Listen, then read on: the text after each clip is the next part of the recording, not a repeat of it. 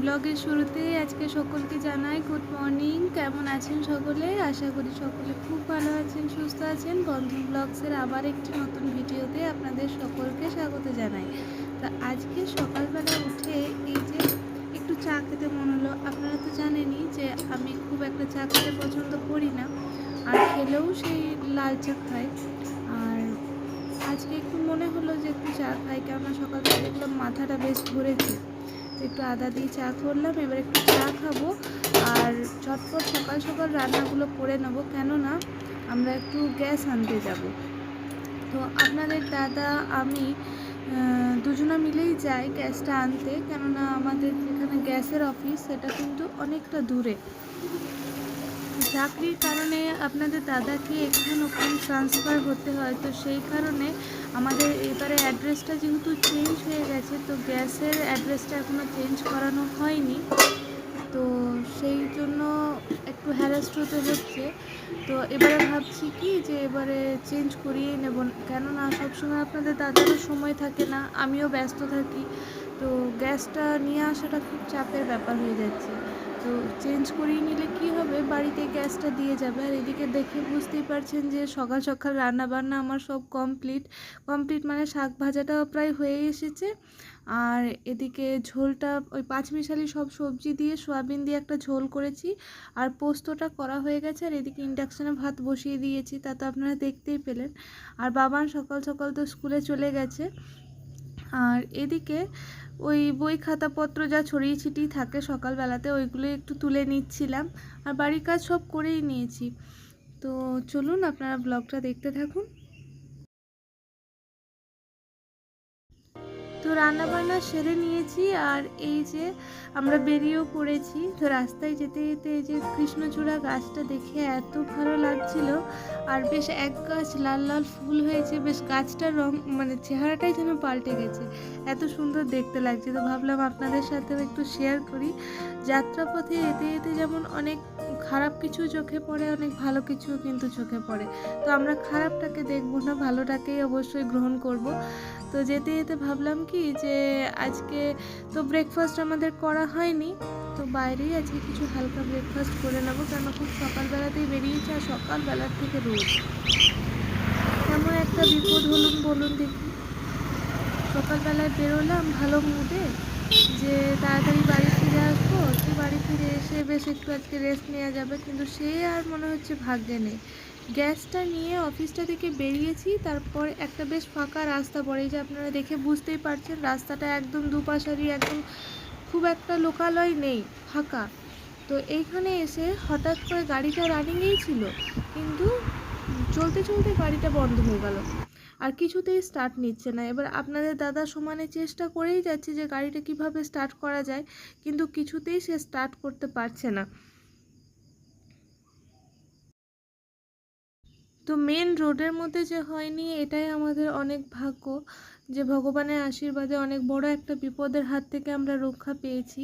আর আমাদের বাড়ির সামনে যে দাদা গাড়িটা সারে মানে সার্ভিসিং করে, সেই দাদাকেই আপনাদের দাদা ফোন করছে যে গাড়িটা কোনো রকমে যদি স্টার্ট করিয়ে বাড়ি পর্যন্ত নিয়ে যাওয়া যায়, কেননা অনেকটা রাস্তা, তো প্রায় 1 ঘন্টা মতন লাগবে, তো অনেকটা রাস্তা, সেই জন্য কোনো রকমে তো বাড়ি পৌঁছাতে হবে, তারপর গাড়িটা না হয় আবার সার্ভিসিং করানো যাবে। তো সেই তারা কথা বলছে, আর আমি এই যে এখানে দাঁড়িয়ে আছি আর আশপাশটা দেখছি যে কিভাবে বাড়িতে পৌঁছাবো, রাস্তাও ফাঁকা, আর এমন দূরের রাস্তা যে হেঁটে চলে যাব সেও যাওয়া যাবে না। তো অপেক্ষা করা ছাড়া আর কিছুই করার নেই। তো এই যে গ্যাস নিয়ে এইমাত্র বাড়ি ঢুকলাম, আর আপনাদের দাদা গেল গাড়িটা সারাতে।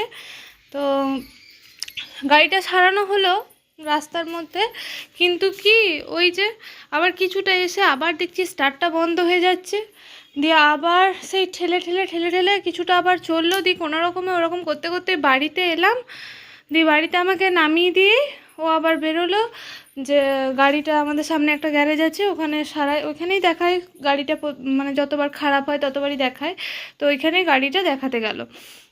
হ্যাঁ, তো এবারে এই যে এইদিকে দেখুন ঠাকুমা ফুল দিয়ে গেছে। তো এখনও পুজো টুজো আমি কিচ্ছু করিনি, শুধুমাত্র বাড়ির কাজ টাজ করে আমি গেছিলাম গ্যাসটা আনতে, তো বাবুকে স্কুলে তো তার আগে পাঠিয়ে দিয়েছি, স্কুলে চলে গেছে। আর আমি তারপর গ্যাস আনতে গেছিলাম। তো আজকে ব্রেকফাস্টটা বাড়িতে করার আর টাইম হলো না, কেননা অনেক লেট হয়ে গেছে সেই জন্য। তো আমি আর আপনার দাদা ওই রাস্তাতেই একটু হালকা কিছু খেয়ে নিয়েছি। আর এই যে কিছু রাখিনি, এখন হেলমেট টেলমেট কিছু রাখা হয়নি, তো এগুলো এখন রেখে দিই আর একটু ফ্রেশ হয়ে নিই, তারপর আবার আপনাদের সঙ্গে কথা বলছি।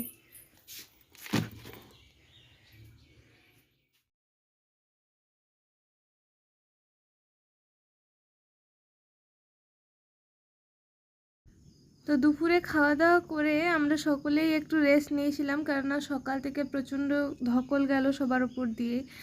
আর এই যে বিকেলবেলা বেশ এক টিফিন কাঁঠাল নিয়েছি। তো এটা আমাদের বাড়ির সামনেই একটা গাছে। তো কাঁঠালের গোয়াগুলো বেশ ছোট্ট ছোট্ট, একদম সেই নারকেল কুলগুলো যেমন হয় তার থেকে একটু বড়, মানে বীজটাই বড়, শ্বাস সেরকম নেই কিন্তু মিষ্টি ছিল। তো আমি সেটা নিয়ে একটু বসেছিলাম, একটু খাচ্ছিলাম। আর আপনাদের দাদা অতটা কাঁঠাল খেতে পছন্দ করে না, তো সে ওই একটাই নিল, সে আর খাবে না। আর আজকে তার নাইট ডিউটি আছে, সে কারণে রাত্রের দিকে রান্নাবান্নাটা একটু ঝটপট করে নিতে হবে, কেন সে তো ওই সন্ধ্যে 7:30 নাগাদ বেরিয়ে যায় বাড়ির থেকে। তো রান্নাবান্নাটা ঝটপট করে নেবো। আর এদিকে দেখলাম যে সে বাবানের জন্য বেশ কিছু কেক ওয়েফার্স নিয়ে এসেছে। এই যে এখন বাজছে প্রায় সন্ধ্যে 7টা মতন, আর আপনাদের দাদা গাড়িটা নিয়ে এখনো আসেনি, সে গাড়িটা সারাতে গেছে। বাবা এখানে বসে বসে এতগুলো গাটা নিয়ে বাবা কি করছে? আমি রাবার ব্যান্ড বল বানাচ্ছি, কারণ স্কুলে বলেছে যে যে সব থেকে ভালো রাবার ব্যান্ড বল বানাতে পারবে তাকে একটা প্রাইজ পাবে। তাই নাকি? হ্যাঁ। আর তোমার ড্রয়িং হয়ে গেল? হ্যাঁ। আচ্ছা বেশ, তোমার ড্রয়িংগুলো একটু পরে দেখছি না, আমি রুটিটা করে নিই বেটা। হ্যাঁ, তারপরে বন্ধুদেরকে ড্রয়িংটা দেখাবে। আচ্ছা ঠিক আছে। এই যে সব রেডি করে নিয়েছি, ক্যাসারোলটা নিয়ে নিয়েছি, আর এদিকে রুটিগুলো বেলা হয়ে গেছে, ঝটপট এবার রুটিগুলো সেঁকে নেব।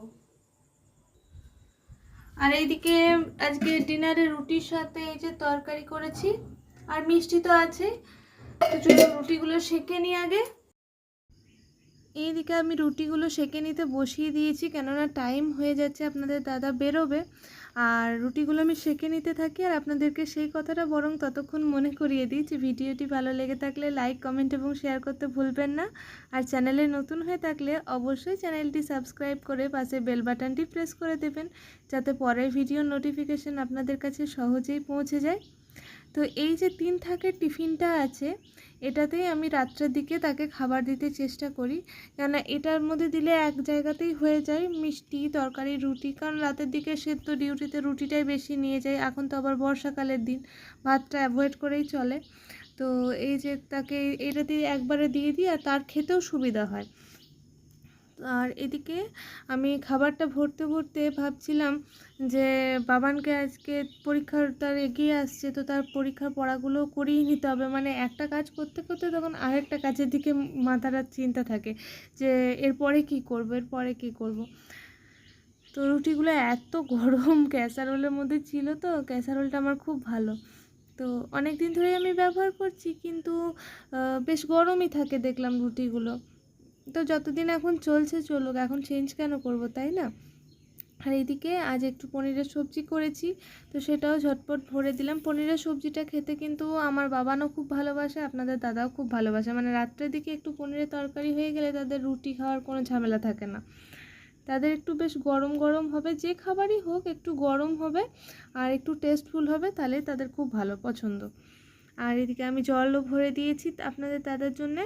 তো তাকে এবারে ছেড়ে আসবো নিচে। তো আপনাদের দাদা ডিউটি চলে গেছে, আর আমি দেখলাম যে বাবান এখন ড্রয়িংয়ে একটু ব্যস্ত আছে। তো আমি এই ফাঁকে সিঙ্কের মধ্যে যে বাসনগুলো জমা হয়েছে সেগুলো একটু ধুয়ে নিই, তাহলে তাকেও রিল্যাক্স পাবে, তার যে এক্সামের যে পড়াগুলো আছে সেগুলো ভালোভাবে বসিয়ে দেখাতে পারবো একটু ফ্রিলি।